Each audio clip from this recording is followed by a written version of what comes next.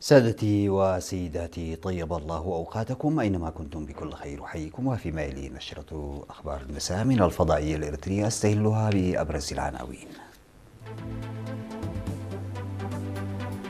أعضاء الدفعة 39 من الخدمة الوطنية يتوجهون إلى ساوة. دعوة للالتزام بقواعد المرور لتجنب حوادث السيارات وعواقبها. نقاش حول تطوير المرافق الصحية في حمل ماله.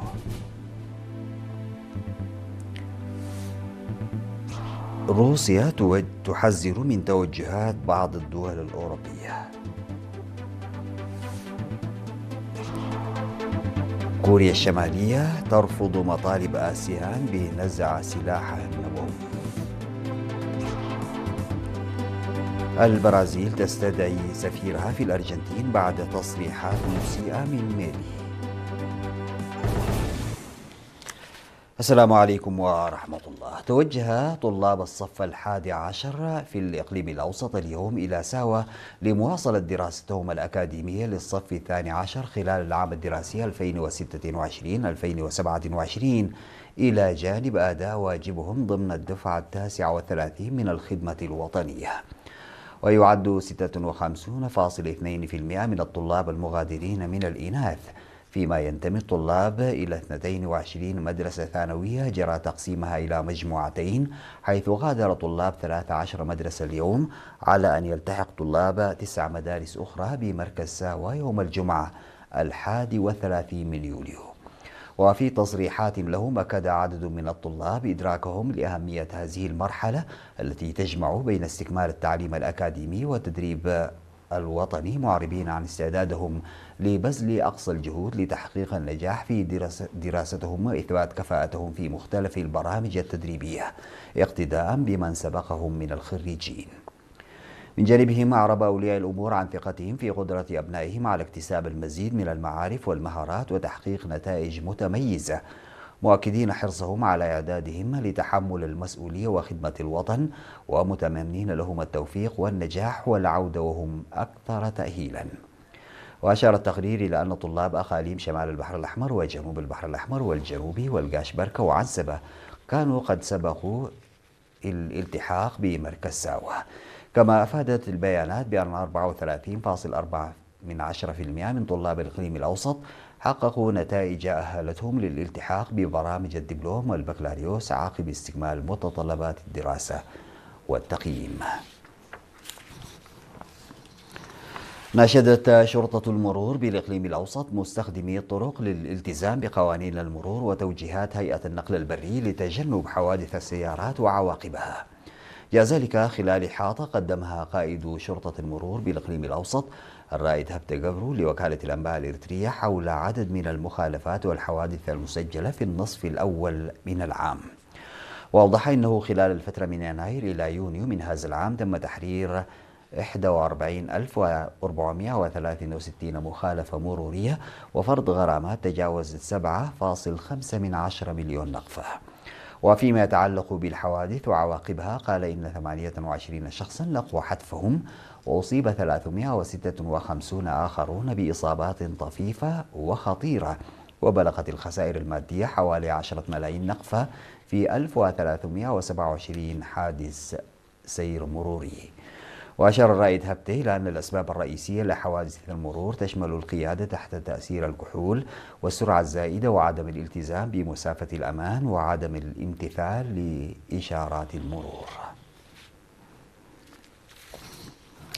عقد اجتماع في مديرية حمل ماله ضمن ضمان تنفيذ المؤسسات الصحية لبرامجها بفعالية ووفق خطة عمل محكمة. ففي الاجتماع الذي عقد في 25 من يوليو، ذكر الممرض الياس يماني مسؤول المؤسسات الصحية في المديرية ذكر الأهالي بضرورة تعزيز دورهم ومساهماتهم، إذ إنهما مكملان لبعضهما. وأشار إلى أن بناء مبنى جديد من 3 غرف في مركز قزقز الصحي وتجديد مبنى مركز حمل ماله الصحي من بين الأنشطة التي شارك فيها الأهالي بأموالهم وجهودهم.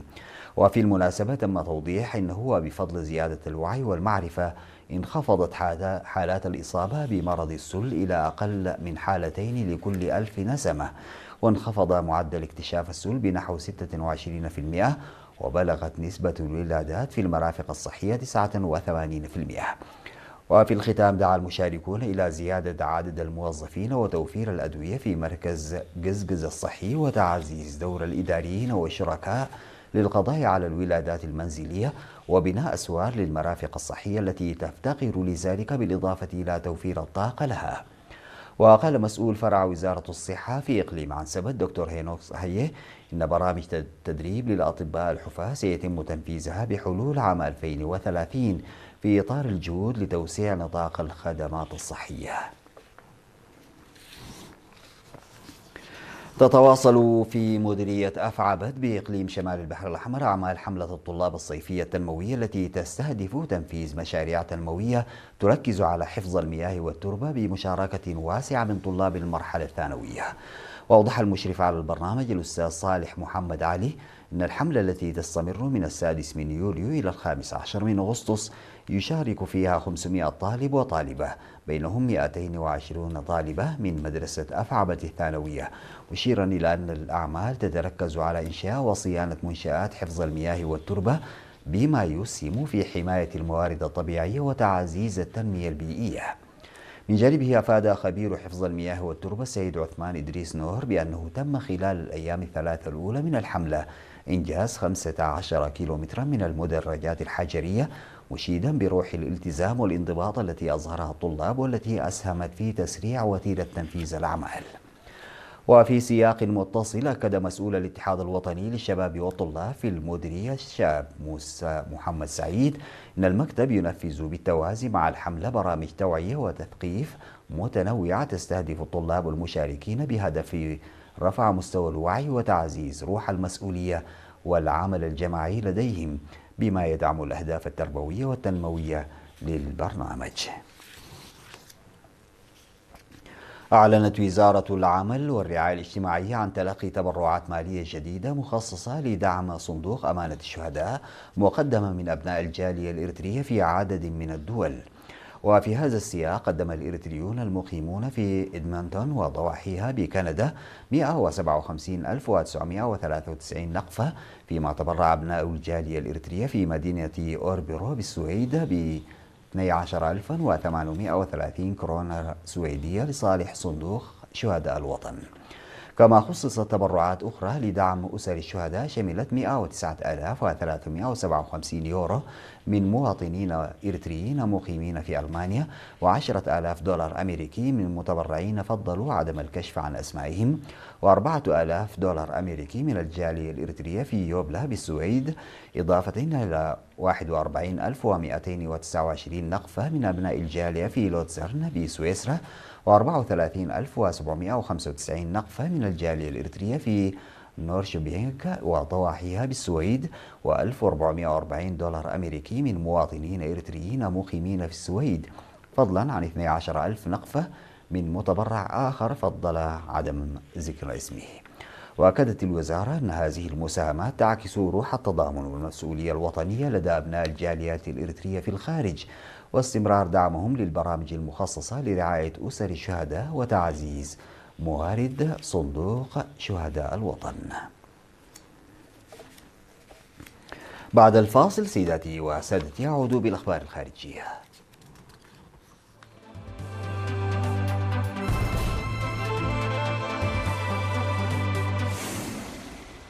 حذر المندوب الروسي الدائم لدى منظمات الأمم المتحدة في جنيف جينادي غاتيلوف من أن السياسات النووية التي تنتهجها بعض الدول الأوروبية لا تعزز أمن القارة، بل ترفع من خطر اندلاع مواجهة مباشرة بين القوى النووية.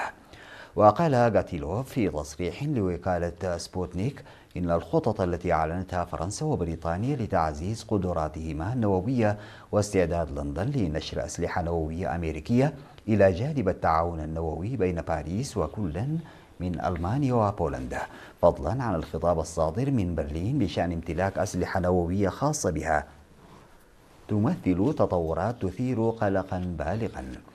وأضاف غاتيلوف أن هذه السياسات تلحق ضررا بالغا بنظام عدم الانتشار النووي، معتبرا أنه من السذاجة الاعتقاد بأن مثل هذه الإجراءات قادرة على تعزيز أمن تلك الدول.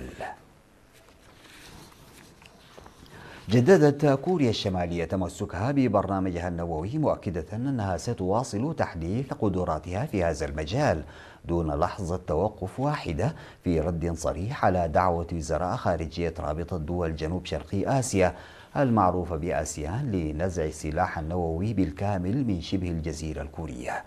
وجاء ذلك في بيان نقلته وكالة الأنباء المركزية الكورية عن كيم يو جونغ، شقيقة زعيم كوريا الشمالية كيم جونغ أون، التي انتقدت الدعوة باعتبارها تظهر العداء تجاه دولة نووية مسؤولة. وهذه ليست المرة الأولى التي تدلي فيها كيم بتصريحات مماثلة، فقد وصفت في يونيو الماضي وضع كوريا الشمالية كدولة تمتلك أسلحة نووية بأنه لا رجعة فيه مطلقا، متعهدة بعدم التسامح مع أي تهديدات ضدها.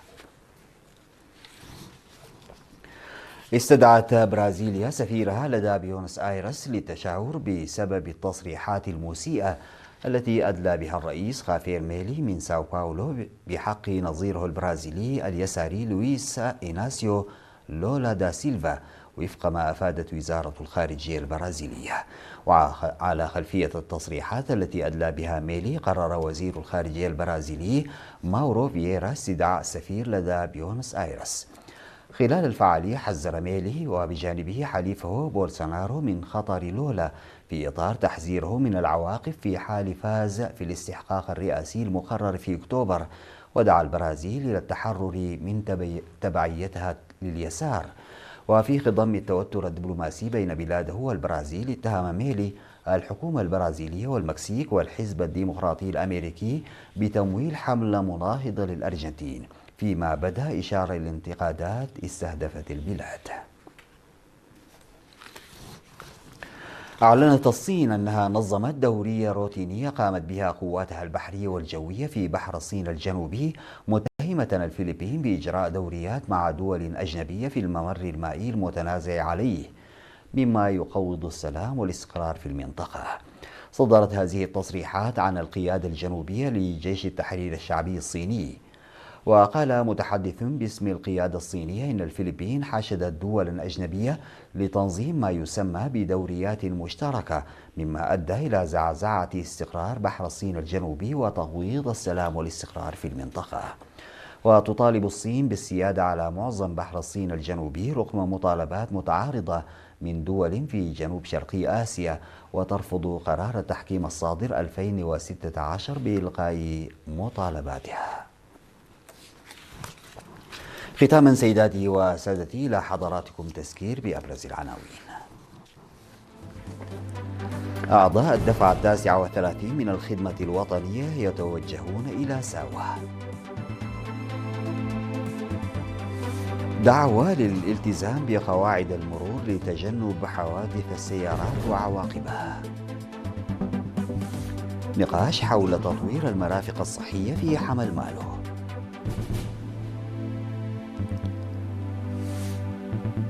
روسيا تحذر من توجهات بعض الدول الأوروبية.